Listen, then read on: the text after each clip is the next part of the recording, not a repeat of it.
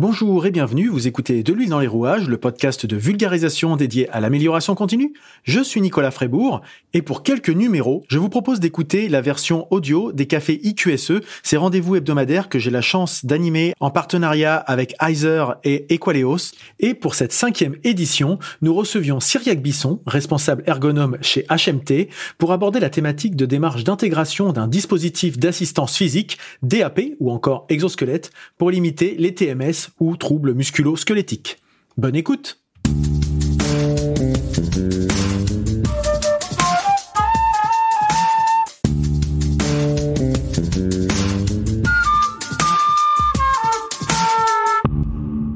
Bonjour, bienvenue pour ce 5e café IQSE.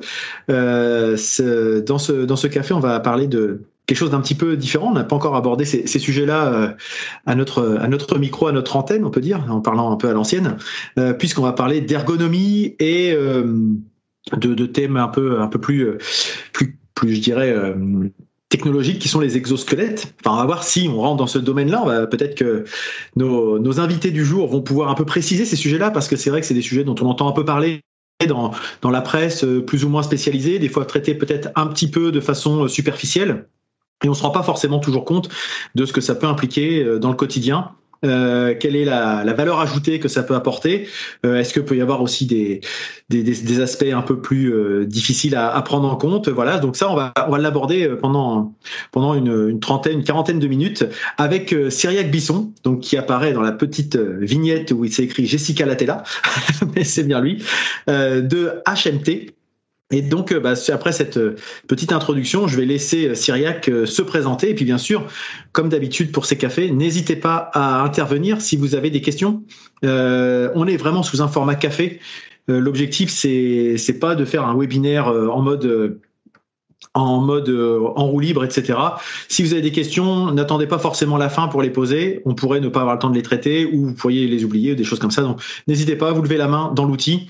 On peut même vous ouvrir le micro si vous le souhaitez. Il n'y a aucun problème pour ça. Voilà. Donc, après cette introduction, je laisse Cyriac aborder le sujet du jour. Eh bien, merci beaucoup. Enchanté. Bonjour à tous. Déjà, petite précision, est-ce que vous voyez mon écran? Très bien. Super. Bon, du coup, je suppose que tout le monde doit le voir. En tout cas, on va partir de ce principe-là. Et du coup, je me présente rapidement. Je suis Cyriac Bisson, je suis responsable du service ergonomie chez HMT. HMT, donc, qui est une société qui est spécialisée dans la conception, la fabrication et l'intégration de dispositifs d'assistance physique, mais aussi dans la prise en charge de projets dans lesquels on a vocation, en tout cas, à améliorer les conditions de travail des employés ou d'améliorer la performance d'entreprise plus globalement. Donc en fait, on est une sorte de cabinet d'ergonomie avec une spécialisation, on va dire, dans le champ des dispositifs d'assistance physique, des exosquelettes si vous préférez. D'accord. Voilà. Alors justement, c'est première question. Là, je suis là pour jouer un peu le rôle du novice et du candide. Quelle est la différence entre exosquelette? Est-ce que c'est un terme un petit peu je dirais commercial ou marketing, et puis les dispositifs d'assistance physique, c'est comme ça que tu as présenté, c'est ça? Est-ce qu'il y a une distinction nette ou est-ce que c'est la même chose finalement? Bon, en fait, exosquelette, bon, comme tu l'as dit, c'est presque un terme marketing. Enfin, en tout cas, c'en est devenu un. À la base, l'exosquelette, ça vient de la nature. Hein. On peut voir beaucoup d'animaux qui présentent des carapaces, par exemple. Et, ça, c'est un exemple d'exosquelette. Et on s'est servi de ça pour donner un nom à des nouvelles conceptions innovantes de technologie et les appeler exosquelettes. En soi. D'accord. On préfère, en tout cas, je travaille un petit peu avec l'AFNOR pour la normalisation des exosquelettes, on va dire. On préfère appeler ça dispositif d'assistance physique, toujours dans le but d'éviter un petit peu l'amalgame Ironman ou. Oui. Non mais c'est un petit peu ça des fois qu'on voit. C'est Est-ce que il y a certainement une graduation entre les différents systèmes qui viennent suppléer finalement les limites physiques humaines, et effectivement on voit souvent sans aller jusqu'au transhumanisme, mais ça peut aller des fois jusqu'à peut-être des caricatures, alors que finalement ça peut être des choses plus faciles à mettre en œuvre au quotidien. Absolument, ouais. Et le but, en appelant ça dispositif d'assistance physique, c'est essayer de lui donner une image de choses vraiment simples, on va dire, et très peu complexes qui peuvent être utilisées par tout le monde. Il faut savoir qu'il existe aussi les robots d'assistance physique.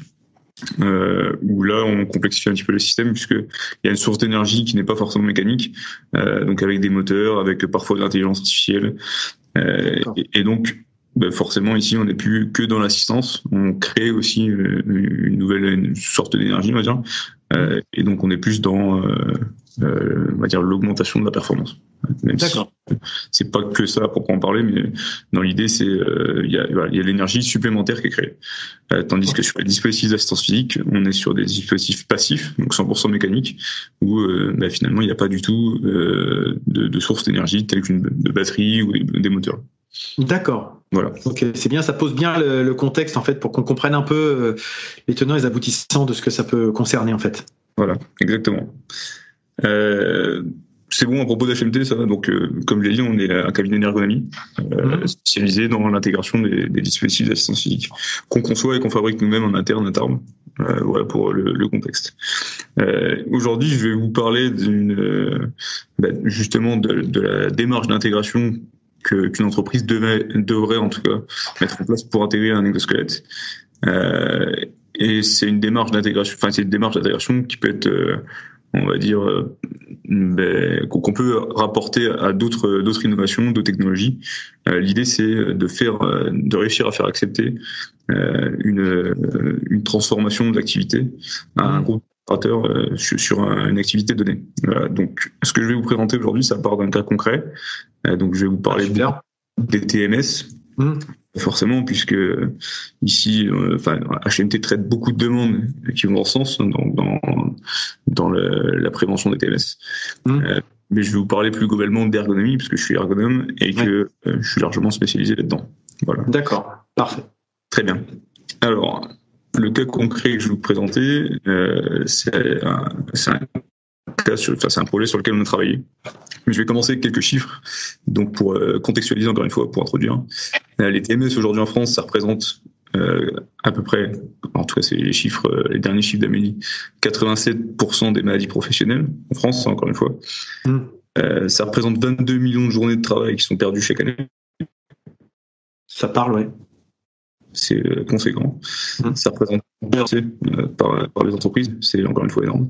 Et il faut savoir qu'un TMS, en moyenne, quand il est avéré, ça coûte 23 000 euros à une entreprise. Donc c'est quand même des coûts conséquents. Et en termes de conséquences, justement, ça en a d'autres, mais pas que pour l'entreprise cette fois-ci. Ça peut avoir des conséquences graves pour l'employé aussi, qui peuvent aller jusqu'à une perte d'activité ou de l'emploi. Donc là, c'est soit un reclassement dans une autre activité au sein de la même entreprise. Quand c'est comme ça peut être, on va dire que c'est plus intéressant. Ça peut aller jusqu'à un licenciement. Et là, pour une aptitude, c'est plus embêtant. Exactement. Ça peut même dépasser le cadre du travail et aller jusqu'à une perte de mobilité. Et alors là, forcément, on se retrouve avec une grosse incapacité. Donc pour l'opérateur, c'est super gênant. Pour l'entreprise, ça peut aussi être une perte de savoir-faire. Cette perte de savoir-faire, elle peut avoir des conséquences graves sur l'entreprise. J'ai vu beaucoup d'entreprises récemment qui avaient des opérateurs qui pouvaient être très qualifiés, hautement qualifiés, et où parfois on a jusqu'à 3 ans de formation pour avoir un opérateur qui est vraiment au haut niveau. Et pour le remplacer, du coup, forcément, ça met du temps. C'est compliqué pour l'entreprise. Et en plus, c'est de l'argent qu'il faut investir dans un nouvel opérateur, dans le remplacement, dans la formation. Et ça, c'est souvent très... mais c'est ça, les conséquences graves. Il y a des coûts pas forcément directs, il y a des indirects qu'on a toujours du mal un peu à chiffrer par rapport à ça, effectivement. C'est pas que payer l'absence de l'opérateur. Il va falloir aussi le remplacer, il va falloir former un nouvel opérateur. Ça peut prendre beaucoup de temps, on peut avoir des répercussions sur la qualité de ce qui est produit. Et là, forcément, ça va avoir un impact qui peut être très important sur toute l'entreprise. Dans certaines activités, moi c'est vrai que je le cite souvent, mais je viens du BTP et on voit bien qu'il y a les aspects effectivement de travail répétitif, de manutention de charges plus ou moins lourdes, etc. Et c'est vrai qu'à 45-50 ans, il y a des gens qui se retrouvent avec des incapacités partielles permanentes et qui doivent quitter l'entreprise ou quitter le poste pour lequel elles ont été embauchées et c'est effectivement de temps en temps il y a le savoir-faire, il y a aussi des fois la culture d'entreprise qu'il faut se reprendre aussi à inculquer et c'est pas toujours si simple que ça, c'est pas un pour un. Il suffit pas de remplacer une personne par une personne pour avoir le résultat équivalent en termes de qualité, d'implication et tout ce qui va avec. Donc effectivement c'est plutôt anticipé quoi. C'est ça, complètement. C'est super important de le prendre en compte. Voilà. Donc le cas concret que je vais vous présenter aujourd'hui, parce que ça sera plus pertinent de présenter quelque chose qui est concret. Oui, tout à fait. Il évoque un projet qu'on a mené en collaboration avec l'entreprise Erta. Alors, juste en précision, il y a dans le chat Arnaud Voisin qui précise que le coût indirect est évalué à 3 à 5 fois le coût direct. Voilà, beaucoup plus conséquent. Et c'est pour ça qu'il ne faut pas l'oublier, forcément. Merci pour cette précision, Arnaud. C'est vrai que je vois pas les discussions. Non, mais je le fais pour ça, justement. Je suis là pour ça. Donc le cas concret que je vais vous présenter aujourd'hui, c'est un cas qui s'inspire d'un projet qu'on a mené avec Erta et où je vais vous présenter très globalement toute la démarche qu'on a menée, donc qui partait d'une demande. Donc si vous avez des questions, n'hésitez pas à me les poser. Hein. Je pense que vous connaissez tous l'entreprise. Oui. C'est quand même. C'est pour ça que j'ai décidé de choisir Erta. Je trouve que ça parle à tout le monde. Et tout le monde a déjà mangé des knackis. Ouais. Alors, donc Erta, pour situer un peu le contexte, pour ceux qui ne connaissent pas, mais je pense que c'est très peu probable, est spécialisée dans la production et la commercialisation de produits alimentaires, notamment en charcuterie et traiteur. Sur le site sur lequel on va travailler aujourd'hui, c'est uniquement de la charcuterie. D'accord. Erta, c'est 3 sites de production, dont 2 en France, en Alsace et près de Lille, dans le Nord-Pas-de-Calais. Et puis il y en a aussi un en Allemagne, à Herten, ce qui a donné le nom à l'entreprise d'Erta d'ailleurs. D'accord. Et Erta, c'est aussi 2 sites de logistique en France. Voilà, donc on a été appelé à la base sur le site de Ilkirch-Grafenstaden, qui, comme vous en doutez, est en Alsace. À banlieue de Strasbourg. Ouais, complètement. Et donc sur une ligne de production de charcuterie pour le jambon cuit et les saucisses. D'accord. On avait été appelé à la base. Alors, je vais d'abord vous présenter les lignes de prod, mais donc saucisses et jambon cuit, c'est 500 collaborateurs aussi le site d'Ilkirch, donc c'est quand même un site assez important au niveau de l'agroalim, et 2 équipes réparties en 2-8, donc 6-14 et 14-22 avec une transition entre 2 pour passer les informations. D'accord. On a été appelé sur ce projet pour une demande initiale qui concernait un poste de dépotage de bacs. Donc typiquement, on avait de la viande dans des bacs. Il fallait dépoter ces bacs pour les passer dans un bac un peu plus grand et faire le mélange de viande pour le mettre ensuite dans un brouillard. Donc c'était des bacs qui pesaient entre 15 et 25 kilos, pardon. Et globalement, ce qui en est ressorti de la première étude qu'on a fait, c'est que c'était pas un poste finalement qui apparaissait avec un risque élevé de TMS, tout simplement parce que les opérateurs disposaient de larges marges de manœuvre pour réguler comme ils voulaient et pouvoir adapter finalement la gestion de leur charge physique, on va dire. Et donc, quelque part, le risque de TMS il était assez peu élevé. Donc, il y avait certes la manutention de charges lourdes à un moment donné, mais les opérateurs pouvaient réguler et faire en sorte que ça se passe dans les meilleures conditions. D'accord. Et en plus, c'était pas forcément un poste qui était adapté à l'arrivée d'un système exosquelette.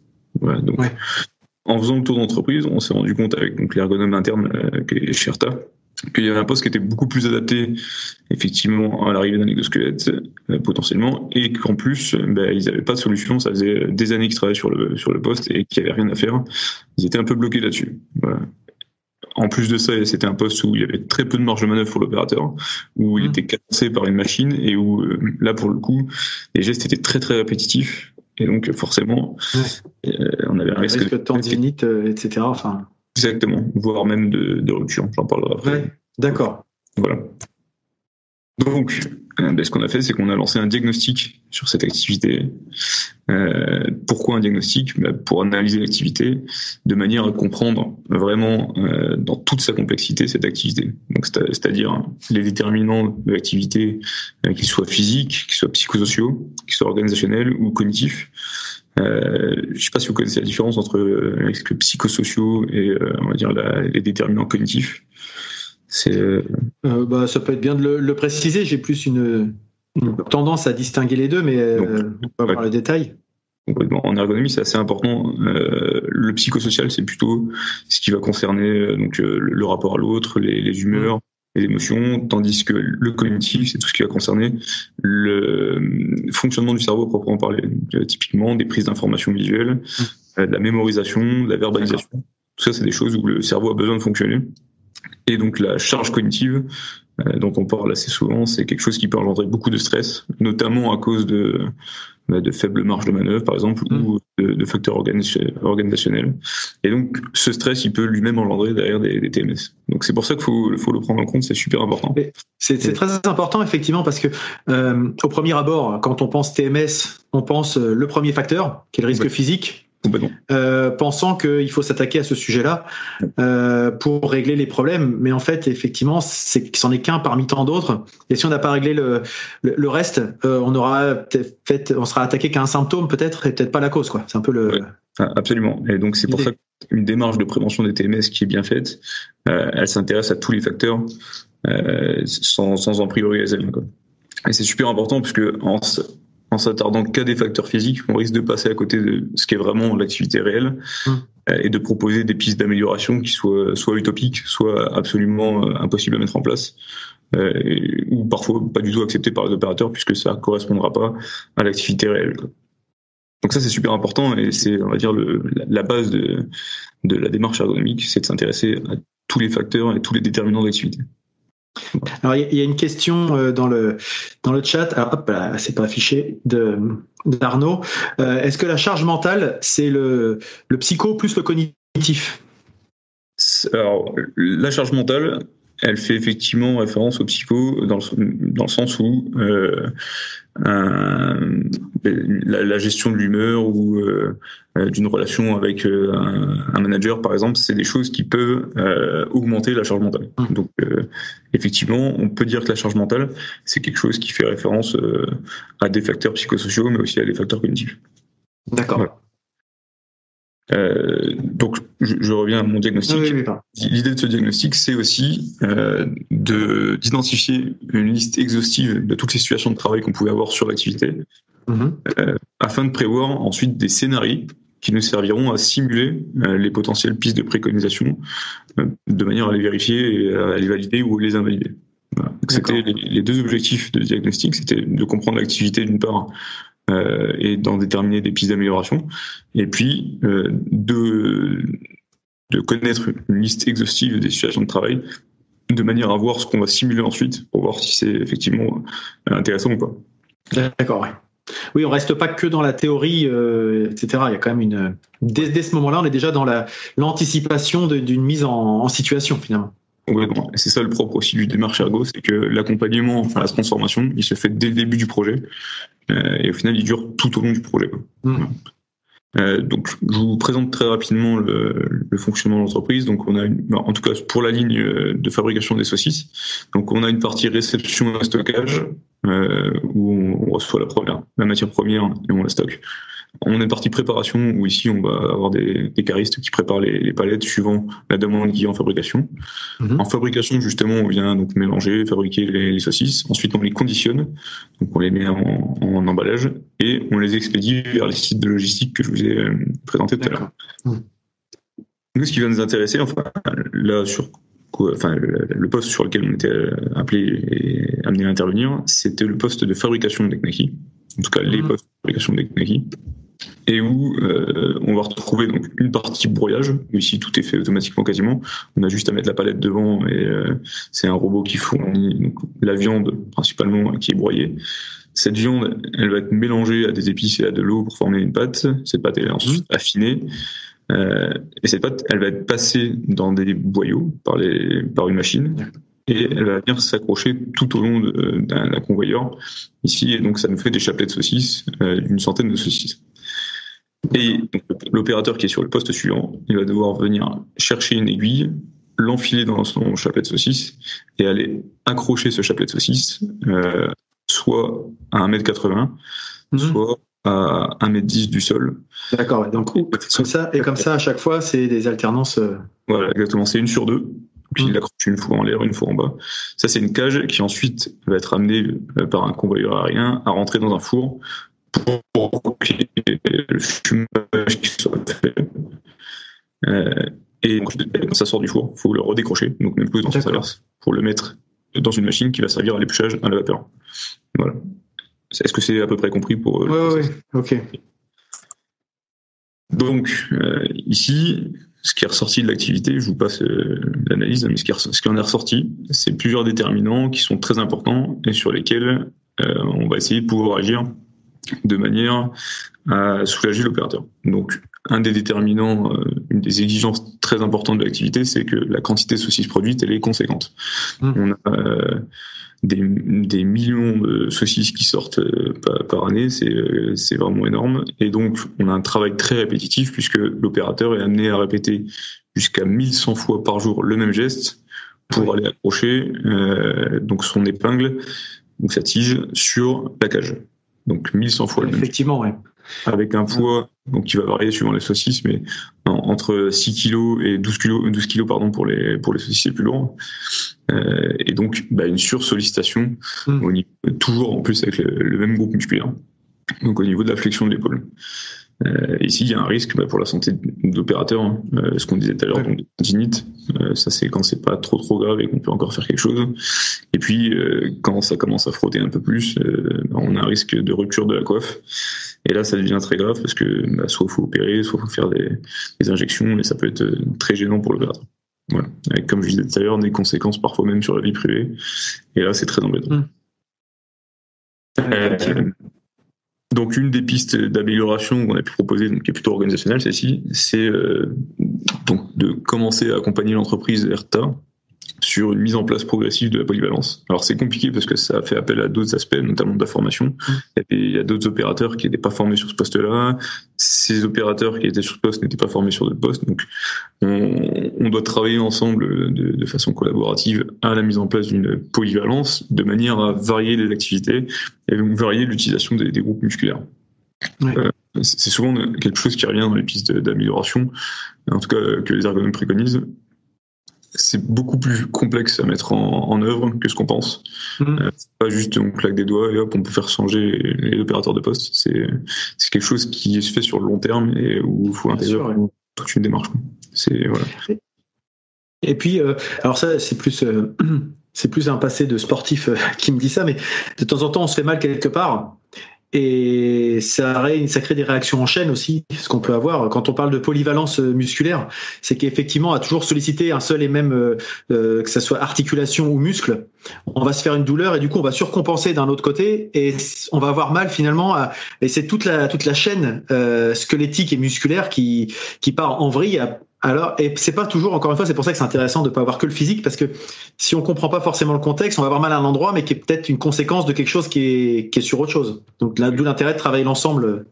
Ouais, c'est complètement vrai. D'où l'intérêt de prendre vraiment en compte toute la complexité de l'activité, quoi. Ça, c'est super important. Autre déterminant qui était donc, évident, hein, c'est celui de la hauteur de l'accrochage.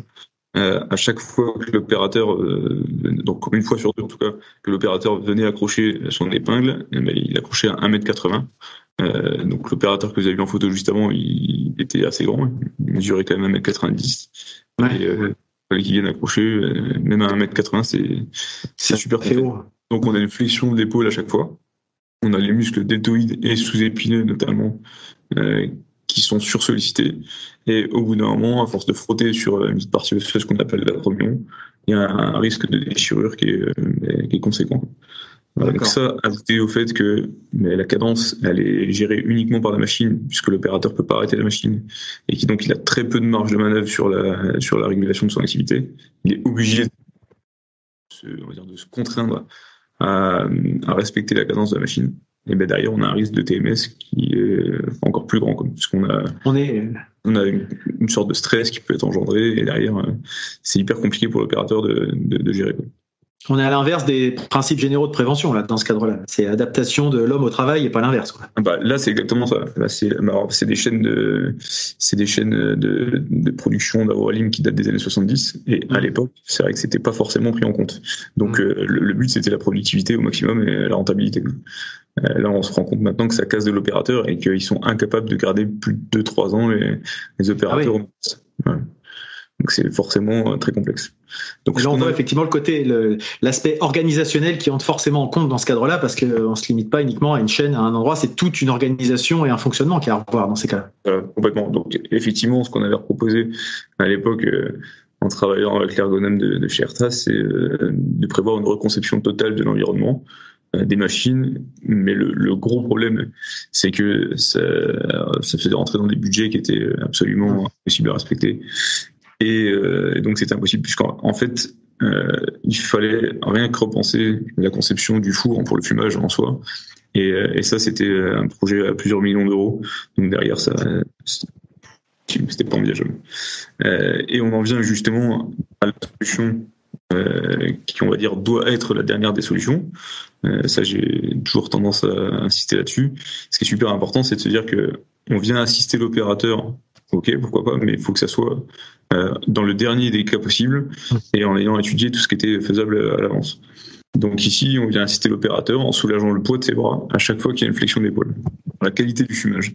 Donc ce que je disais, c'est que c'est un déterminant très important, en tout cas pour l'entreprise, et que pour mettre à bien ces objectifs de qualité, l'entreprise donne certaines règles aux opérateurs, notamment que entre chaque accrochage, donc chaque épingle, il doit y avoir 3 crochets. Et aussi que les opérateurs doivent privilégier en tout cas l'utilisation de certaines épingles qui sont en V. Je peux pas vous montrer ici, mais ce sont des épingles qui sont du coup un peu plus lourdes, et qui pèsent 2 kilos, tandis que les tiges, qui sont donc des tiges tout simplement, elles pèsent 1 kilo. Donc c'est toujours 1 kilo de plus à chaque fois que l'opérateur vient effectuer son. Et vous vous rappelez que c'est effectué pour le nombre 1100 fois par jour. 1100 fois par jour, donc ça fait potentiellement 1100 kilos en plus par jour. Je vous laisse imaginer que c'est un peu dommage, quoi. Voilà. Donc, ça a plusieurs conséquences sur l'opérateur. La première, c'est une contrainte physique, puisque forcément les épingles en V sont plus lourdes. Ça, il n'y a pas de doute là-dessus. C'est très facile à comprendre. Il y a une contrainte cognitive qui est plus importante, puisque l'opérateur doit, à chaque fois qu'il vient accrocher, alors quand c'est à hauteur, ça va, mais il doit à chaque fois qu'il vient accrocher, compter le nombre de crochets qu'il y a entre. Alors, au bout d'un moment, quand l'opérateur est expérimenté, ça se fait tout seul, c'est quasiment automatique. Mais ce qui se passe quand on les observe travailler, c'est qu'on voit qu'il y a quand même des petits moments d'hésitation qui peuvent du coup rallonger l'effort. Et donc ça entraîne une contrainte physique plus importante. Et puis il y a aussi des erreurs. Ce qui fait que ces erreurs, elles doivent être corrigées. Donc on doit reprendre la barre et la déplacer. Et donc ça fait encore une contrainte physique plus importante. Et puis, sur le nombre, ça fait voilà. beaucoup. Exactement. Et au-delà de ça, le simple fait de réfléchir à chaque fois et de compter, ça entraîne une contrainte cognitive plus importante. Et donc ce qu'on parlait tout à l'heure, la fameuse charge mentale, qui peut elle-même engendrer du stress, puisque on l'a dit tout à l'heure, la cadence elle est fixe et l'opérateur peut pas influer là-dessus. Donc s'il commence à stresser, à pas pouvoir gérer derrière, il y a un stress qui s'amplifie et qui peut lui-même être générateur de TMS. Donc ça, faut bien le comprendre, c'est super important, c'est que le stress en lui-même est un facteur d'apparition, et en tout cas de l'apparition des TMS. Je reprends donc ce fameux fumage dont la qualité est super importante. Les pistes d'amélioration qu'on avait proposées en collaboration avec l'entreprise, c'était déjà, on a amené tout un débat sur lequel on a posé sur la table les avantages et les inconvénients d'utiliser donc les fameuses épingles en V par rapport aux tiges. Ça faisait quand même gagner énormément sur le plan physique, même si ça faisait perdre un petit peu au niveau de la qualité du fumage. Il fallait peut-être se poser les bonnes questions. Et aussi de faciliter aux opérateurs la prise d'informations visuelles, et donc le traitement de cette information visuelle, de manière à savoir systématiquement où on doit poser on doit accrocher. D'accord, Voilà, donc, je vous ai mis un exemple ici, mais typiquement faire des petits marqueurs visuels, de telle sorte que l'opérateur il sache directement où il doit poser. Pas besoin de compter, pas besoin de réfléchir à chaque fois, de se remettre à chaque fois à zéro, etc. Et rien que ça fait gagner énormément l'opérateur. Alors c'est minime, quelque chose qui est très simple à mettre en place. Mais c'est du nudge en fait, c'est une sorte de nudge finalement. Ouais. Voilà. Et ensuite, donc dernier déterminant, beaucoup moins important, mais à chaque fois qu'une cage part, l'opérateur devait activer un levier qui était plutôt placé en hauteur. Donc devait encore une fois faire une flexion d'épaule. On avait compté une centaine de fois dans la journée, ce qui, mine de rien, peut augmenter encore un petit peu le risque. Donc on a décidé simplement d'allonger le câble pour aller activer ce déployeur, et forcément ça limite le risque. Voilà. Ok. Alors maintenant je vais vous parler un peu plus en détail de la piste de solution qui concerne l'assistance physique de l'opérateur, puisque comme on vous l'a dit, on ne pouvait pas reconcevoir l'environnement, ça coûtait beaucoup trop cher. Donc ici, ce qu'on a décidé, c'est de venir simplement assister l'opérateur à la flexion de l'épaule. Et donc, à chaque fois qu'il levait ses bras, donc, il enclenchait une flexion de l'épaule pour venir accrocher ses épingles, mais il était assisté. Donc ça, c'était le principe de base. On a décidé de partir dans une sorte de démarche de co-conception par itération, en formant un groupe de travail avec les opérateurs, et sur lesquels on leur a livré un premier proto. Et puis ils ont beaucoup travaillé, ils l'ont testé, ils l'ont mis à l'épreuve, on va dire, et une période de 2 mois. Et donc là, ils ont fait les premiers retours, de manière à ce que nous, on puisse les prendre en considération et revoir la conception du dispositif pour l'adapter à l'activité et aux besoins utilisateurs. D'accord. Ça va, c'est clair ? Ah ouais, très bien. Donc... Et du coup, comment c'est vu en interne justement ça vis-à-vis des opérateurs, parce que c'est quelque chose qui vient les aider. Mais là encore une fois, je reprends mon exemple du BTP où le casque, les gants, les lunettes, les bottes, la tenue, tout ça, c'est des choses qui sont là pour améliorer leur quotidien en théorie, mais on a toujours des gens qui sont un peu réticents au fait de porter les EPI. Donc quelque chose comme ça qui est un petit peu nouveau. En plus, on va se dire à quoi je vais ressembler. Est-ce qu'il n'y a pas un petit petit retrait psychologique justement par rapport à ça? Ça s'est bien vécu? C'est une très bonne question. Alors, il se trouve que le groupe de travail qu'on a formé, on a nommé un référent, et ce référent, c'était une personne qui souffrait au niveau de l'épaule et qui ne pouvait plus travailler au poste depuis maintenant presque 1 an. Donc, il était systématiquement sur un autre poste. Donc, le nommer, lui, référent de ce groupe de travail, ça a quelque part créé une sorte d'engouement. Derrière, ça a fait un petit effet boule de neige où, effectivement, il y a plus de simplicité à faire accepter les exosquelettes. D'accord. Pour l'instant, on se contente de ce petit groupe de travail. On n'a pas encore déployé le reste des opérateurs. L'idée, c'est vraiment d'apporter ça en douceur et que le groupe de travail qui a participé à la conception et éventuellement au diagnostic puisse nous aider, parce que ce sont eux les experts de l'activité et c'est eux qui nous apporteront vraiment un regard objectif. Et ça, c'est super important. C'est un petit peu la base d'une démarche participative aussi en ergonomie. C'est qu'on n'essaie pas de forcer un opérateur qui n'a pas envie d'utiliser. Là, pour le coup, on va se contenter de notre petit groupe d'opérateurs volontaires. On va le faire participer. Et puis, si après, ça fait son petit bonhomme de chemin et que ça peut être déployé sur d'autres opérateurs, on le fera. Mais pour l'instant, on tente de travailler. On essaie d'améliorer le dispositif de telle sorte qu'il soit compatible avec l'activité qu'on a identifiée. Ok, oui. Mais effectivement, on a beaucoup d'entreprises sur lesquelles il y a des opérateurs qui sont ultra réticents. Et c'est pas intéressant pour nous de les forcer, on va dire, à utiliser un dispositif. Ah oui. Ouais, ça peut être contre-productif en plus. Oui. Exactement, ça serait. Et encore une fois, en parlant de l'aspect charge mentale, si on vient contraindre un opérateur à utiliser un dispositif qu'il n'a pas envie d'utiliser, derrière, on se retrouve avec potentiellement une charge mentale qui augmente. Il y a des nouveaux réglages à anticiper, à comprendre. On peut générer du stress et donc ça peut faire l'effet inverse. Et je vais me faire l'avocat du diable pour rester dans cette partie-là et puis on verra après pour la continuité. Mais j'ai vu l'autre jour, j'ai eu un petit échange justement, j'avais partagé un truc sur les exosquelettes et quelqu'un m'a dit est-ce que l'exosquelette c'est pas un moyen d'en demander toujours plus aux humains derrière? Là où c'est censé leur faciliter la vie, mais un peu en disant finalement en leur donnant un peu plus de force, etc., on va leur demander plus de rentabilité, de productivité, etc., et de pousser un peu plus. Alors, c'est l'avocat du diable, hein, moi je ne suis pas forcément convaincu, mais est-ce que ça ne peut pas être vu comme ça de temps en temps?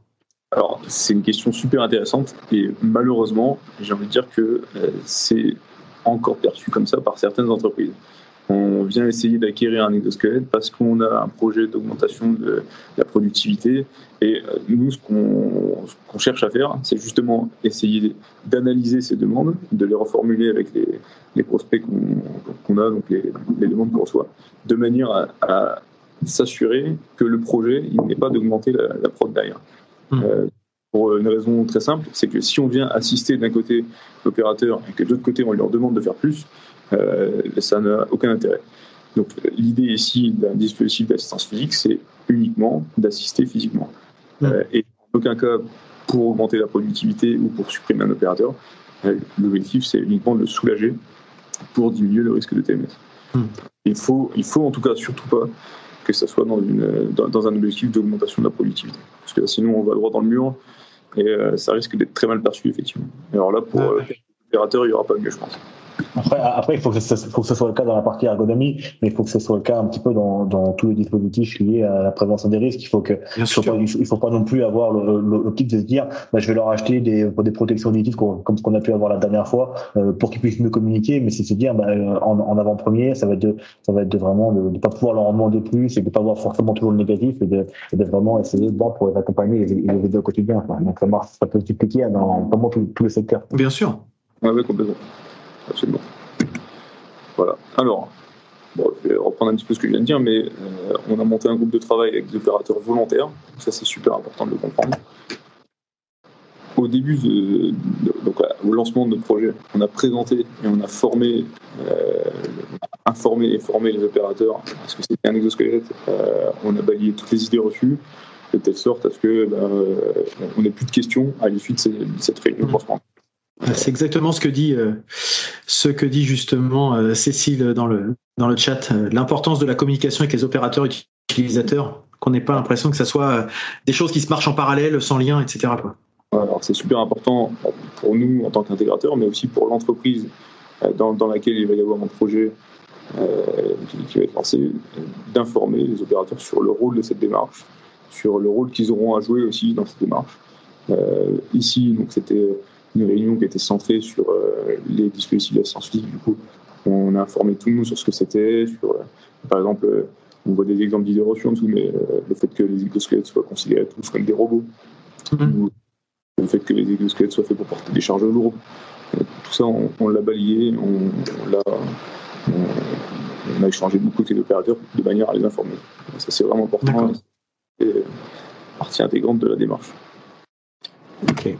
Ensuite, donc on est passé, après le diagnostic, à la phase de simulation en situation réelle. Nous, de notre côté, on a déjà simulé en interne de manière à vérifier que ce que je vous disais tout à l'heure, les fameuses situations qu'on avait identifiées, elles soient réalisables avec un exosquelette. Et une fois que ça s'est fait, on propose à l'entreprise de simuler en interne avec plusieurs itérations parfois, de manière à avoir les retours et à pouvoir revoir la conception si on a besoin. D'accord. Je disais, les fameuses itérations, typiquement on a des exemples sur la gauche, mais ici on avait eu des retours des opérateurs concernant des gènes dans le dos lors de toutes les flexions centrales. Donc nous par exemple on avait identifié que sur l'activité il n'y avait pas vraiment besoin d'aller se pencher en avant, donc faire une flexion ventrale de tronc pour aller chercher le sol, mais quelque chose de tout bête. L'opérateur a régulièrement un cutter et un ciseau sur lui. Il fait tomber son cutter ou son ciseau. Il doit aller le ramasser au sol et il est très embêté pour le faire. C'est un opérateur qui a des problèmes de genoux, donc pour se baisser, c'est gênant. Et ça peut être un frein à l'acceptabilité du dispositif. Bien sûr, oui. Il faut le prendre en compte et il faut revoir le dispositif de manière à ce qu'on ait plus ce problème-là. Au retour, on avait des difficultés à enfiler ce qu'on appelle les feed locks. C'est des petits aimants qui viennent pour s'accrocher. C'est toujours un peu embêtant pour les enfiler. On avait une difficulté à régler l'assistance tout seul. Et globalement, un inconfort qui était ressenti au bout de 2-3 heures d'utilisation au niveau du bas du dos. Donc on s'est penché là-dessus, on a fait de la recherche et on a essayé de comprendre d'où pouvaient venir ces problèmes de manière à revoir la conception et à faciliter un petit peu certains réglages, donc notamment les butées textiles qu'il y avait dans le dos qui empêchaient la flexion ventrale. Elles ont été remplacées par des élastiques qui du coup amènent plus de souplesse au dispositif. On a remplacé les feed dogs par des simples clips qui sont beaucoup plus intuitifs, beaucoup plus affordants. On a revu complètement la conception du système pour le réglage d'assistance, qui fait que l'opérateur peut se régler tout seul et plus simplement. Et puis il y a une reconception de la ceinture de manière à répartir les efforts un peu plus symétriquement et non pas tout dans le dos, ce qui fait que finalement on a une contrebalance qui fait qu'on n'a pas de blocage du mouvement du bassin, on n'a pas la douleur qui est créée par ce blocage. Oui. Donc c'est la démarche qu'on a menée et donc tout ça pour dire que finalement ça a pris du temps. On a adapté le dispositif à l'activité qu'on rencontrait Donc tout ça pour dire que finalement, à chaque problématique, il doit y avoir sa solution. C'est-à-dire qu'on ne peut pas un exosquelette, il va être adapté à tout ce secteur d'activité. Par exemple, on ne peut pas dire que cet exosquelette-là, il est adapté au BTP. Ça n'aurait aucun sens. D'accord. Ça dépend non pas du secteur d'activité, mais de l'activité réelle de l'opérateur. Et même si on parle d'un maçon, par exemple, il ne va pas faire pareil qu'un peintre ou des choses comme ça. Alors déjà, oui. Et il est possible que 2 maçons, entre eux, ne fassent pas les mêmes procédés. Donc c'est toujours assez complexe et c'est pour ça que ça demande une analyse de l'activité au préalable. Ça, c'est super important de le comprendre et on ne peut pas acheter... en tout cas, pour moi, c'est très très compliqué et je vois très peu d'exemples sur le marché d'achat, d'acquisition d'exosquelettes standards qui se déroulent très bien et où derrière, on a un taux d'acceptation qui est à 100%. Voilà. D'accord. C'est un travail... Et après, si on sort un dispositif qui commence à faire tout, à éviter tous les risques du périmètre, en fait, c'est un dispositif qui corrige presque rien, et donc du coup qui est pas ou peu efficace sur vraiment bien sur un risque de TMS en particulier. Exactement. Quand on veut tout faire, on fait rien bien, quoi. C'est un peu le problème. Alors moi, je veux pas critiquer, mais c'est un peu ce qui ressort malheureusement, c'est que quand on veut avoir un exosquelette qui réponde à tout type de sollicitation musculaire, derrière on se retrouve beaucoup plus contraint forcément. Et déjà le poids de l'exosquelette en lui-même est forcément plus lourd, on a une perte de mobilité, on a forcément un encombrement qui est plus important. Donc derrière c'est beaucoup plus compliqué à faire accepter. Encore que ça pourrait parfois être accepté dans certaines activités. Oui, voilà, encore une fois, c'est au cas par cas, c'est un peu ce que tu dis depuis tout à l'heure. Il n'y a pas de règle universelle qui fonctionnerait chez tout le monde. Ouais. De temps en temps, ça peut gagner en gagnant sur les TMS. On peut dire on rogne un petit peu sur la productivité, mais voilà, et des fois c'est pas possible. Donc, il faut trouver le juste équilibre. Et à chaque entreprise et chaque activité, c'est ses problèmes, quoi. Ouais, absolument. Ça, c'est super important de le comprendre. Donc ça passe par une analyse de l'activité. C'est pour ça que je pense que les ergonomes ou globalement ceux qui sont en charge de l'analyse de l'activité dans les entreprises ont un grand rôle à jouer dans ces projets d'intégration, d'innovation, quelle qu'elle soit. Peut-être déjà entendu parler de notre partenariat avec la société Enedis, dans le sens où c'est notre plus gros client, en tout cas pour un autre dispositif qui s'appelle le Plume, et qui vient assister aux travaux de Borantor, celui que vous avez vu en début de présentation. Et ici, en fait, ça a fait quelque part émerger un nouveau besoin pour les chefs de chantier donc, qui sont non pas sur les nacelles qu'on voit derrière, mais ceux qui sont plutôt en bas et qui dirigent toute la journée leurs opérateurs, les techniciens qui sont en hauteur, de manière à les sécuriser, à ne pas créer de risque pour un risque d'électrocution, très clairement. Et puis à ne pas créer de collision pour dégrader du matériel, ce genre de choses. Et donc, toute la journée, amené à avoir le regard qui se porte vers le haut, donc en extension de la nuque. Et finalement, l'idée, ça a été tout simplement de créer un petit dispositif très simple à enfiler, qui s'appelle le Moon, et qui vient juste soutenir la nuque en quelques secondes, c'est enfilé, et l'idée, c'est aussi de poser sa tête avec une résistance qui est élastique. 3 exemples très différents. Et là, ça rejoint un petit peu, je me remets à la place de certains vieux de la vieille sur les chantiers qui verraient ce type de dispositif. Je connais un très proche qui a plutôt cette approche-là en disant de mon temps, c'est vraiment un truc de feignant. Voilà, nous on travaillait sans ça à l'époque, on a toujours fait comme ça et c'était pas un souci. Vraiment, on se prend la tête pour pas grand-chose, on gaspille de l'argent pour rien. Encore une fois, c'est l'avocat du diable, mais que j'ai pu moi-même entendre régulièrement en disant mais qu'est-ce qu'on se prend la tête, c'est un travail à la dure, c'est comme ça, on a toujours fait comme ça, je vois pas ce que ça vient apporter. Et c'est vrai que c'est dur d'avoir des fois ces réticences-là. Là, je le vois avec ce dispositif-là qui est assez simple finalement et plein de bon sens, mais qui peut des fois être pas si facilement acceptable que ça, peut-être. Et complètement, c'est ce qu'on voit, c'est même avec des dispositifs très simples comme celui-ci, on a une réticence alors c'est plus vrai dans certains secteurs, notamment le secteur du BTP, où il y a une culture métier qui fait que c'est très compliqué de dire qu'on a besoin d'une activité, par exemple. Oui, c'est ça, exactement. Mais en soi, j'y vois aucun mal, c'est normal et je pense qu'il faut l'accepter. Ah oui. Ça viendra, ça fera peut-être, ça prendra peut-être du temps, mais on y viendra certainement un jour. Et ça commence déjà à arriver. Mais c'est vrai qu'il y a dans certaines entreprises des gens qui sont très réticents à l'arrivée de nouvelles technologies. Mais je pense que ça se fera tout seul. Et il faut d'abord travailler avec les personnes qui ne sont pas réticentes, de manière à ce que ça prouve qu'il y a un réel intérêt et que derrière on puisse pourquoi déployer. Mais ça sert à rien comme l'arrivée de l'informatique, je pense, dans des secteurs divers et variés. Ça a pris beaucoup de temps. Il y a des entreprises qui, même encore aujourd'hui, ne sont pas équipées. Alors, pour autant, c'est quelque chose qui simplifie quand même grandement la tâche à beaucoup d'entreprises. En tout cas, quand c'est bien fait. Bien mis, ouais.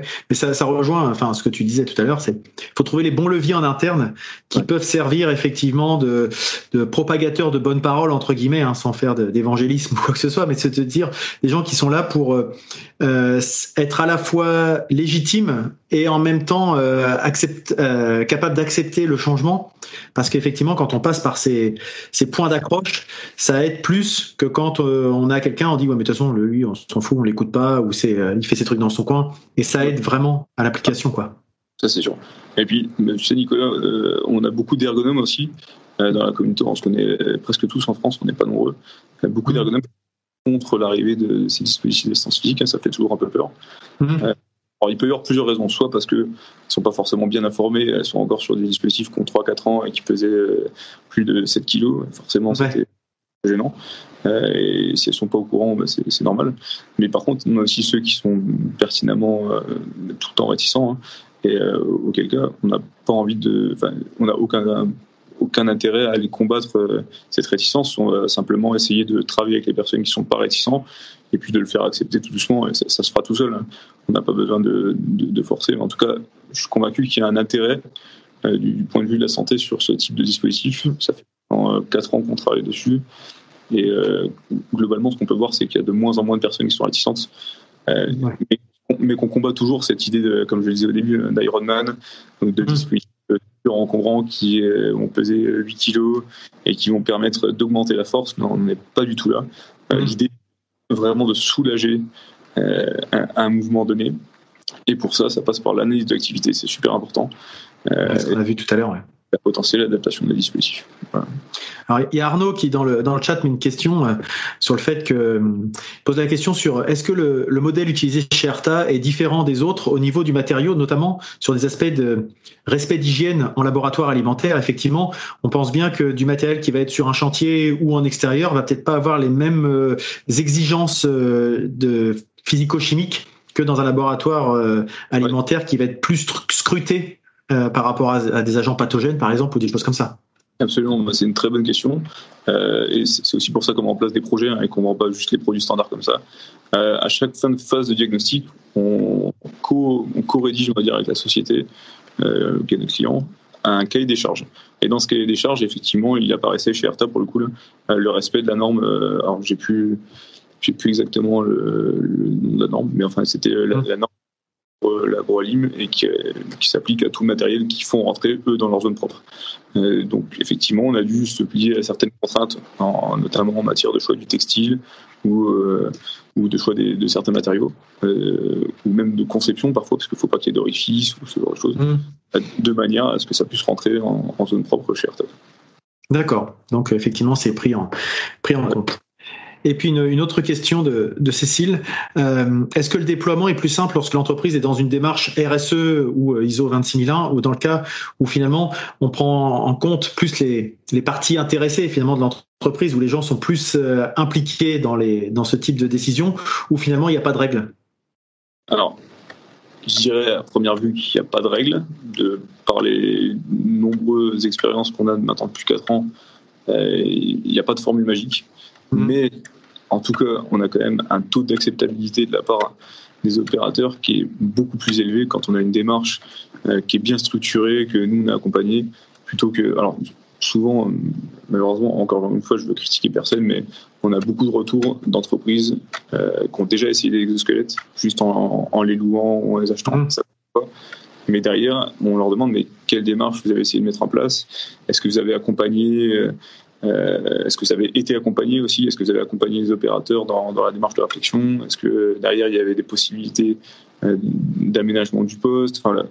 Et finalement on se rend compte que non, il n'y avait pas grand-chose, c'était plutôt juste un essai pour voir. Et quand ça se passe, en général, il y a très peu de chances de succès. Donc j'aurais tendance à dire que oui, c'est très important. Et les chances de succès sont largement plus élevées pour le déploiement quand on a une entreprise qui effectivement met en place une démarche RSE ou autre. Oui, après, de cet ordre-là, en fait. Oui. Ouais. Après, de toute façon, toutes les innovations, les nouvelles technologies, si jamais on vient les mettre en place sans accompagnement et sans formation ou sans conduite de changement derrière, ça rime pas à grand chose. Et puis, ça peut pas fonctionner simplement en disant, je vais louer ça, je le mets entre les mains, tu testes, tu fais joujou avec, et puis une fois que tu as fait joujou avec, tu me fais ton retour, et puis si ça te plaît pas, c'est pas grave, on change et puis on passe à autre chose. Très court-termiste, ouais. Absolument. C'est vrai pour toutes les nouvelles technologies, les innovations qu'on veut mettre en place. Et c'est même vrai pour simplement une réorganisation d'entreprise. À partir du moment où il y a transformation de l'activité de travail, transformation des situations de travail, il convient de mettre en place une démarche où on fait participer le futur utilisateur, ou en tout cas le futur acteur. Et ça, je vous invite à lire... certains de mes confrères ergonomes qui ont écrit des articles très intéressants sur comment est-ce qu'on vient essayer d'intégrer des nouvelles technologies. Finalement. C'est super intéressant et on a beaucoup à y apprendre, je pense. Très bien. Écoutez, on arrive au bout de l'heure qu'on s'était fixée. Je ne sais pas si Cyriac, tu as encore des sujets que tu voulais présenter. Non, mais j'avais terminé. Bon, c'était la diapo finale. Donc, n'hésite pas à à partager justement les articles ou des noms, hein, si tu as des gens à lire, particulièrement de la littérature technique ou même juste organisationnelle ou même de vulgarisation sur ces sujets-là. Ça peut être l'occasion pour les gens qui nous suivent d'en découvrir un petit peu plus de leur côté, puis s'approprier la démarche, effectivement, parce que comme on l'a bien senti, c'est pas quelque chose qui doit être calqué sur un fonctionnement, c'est quelque chose qui doit vraiment être dont on doit s'imprégner pour pouvoir bien la comprendre, la digérer et puis la mettre en application, quoi. C'est ça, c'est exactement ce que je veux dire, c'est qu'au-delà de l'adaptation des dispositifs, ce qui doit être adapté à chaque fois, c'est la démarche. Et c'est évident qu'une démarche qu'on met en place pour une entreprise de 5000 personnes, elle peut pas être la même pour une PME où l'entreprise, ils sont 6 à travailler. Ça n'a rien à voir. Exactement. Exactement. Mais pas de souci, je pourrais transmettre de la littérature avec plaisir. Super, merci. Donc on a les informations, là, les questions à se poser pour rappeler un peu ce que tu viens de nous dire pendant cette heure. Merci à toi d'être venu nous présenter ces sujets. Moi déjà, ça m'a éclairci effectivement sur les différentes approches qu'on pouvait avoir en termes de dispositifs, mais pas que le dispositif. On a bien compris que le dispositif, encore une fois, en plus si on applique les principes généraux de prévention, on comprend bien que c'est ce qui arrive finalement en dernier. Hein. D'abord, on privilégie l'organisation, le collectif, la façon de fonctionner, etc. Avant de se dire comment on règle les problèmes individuels.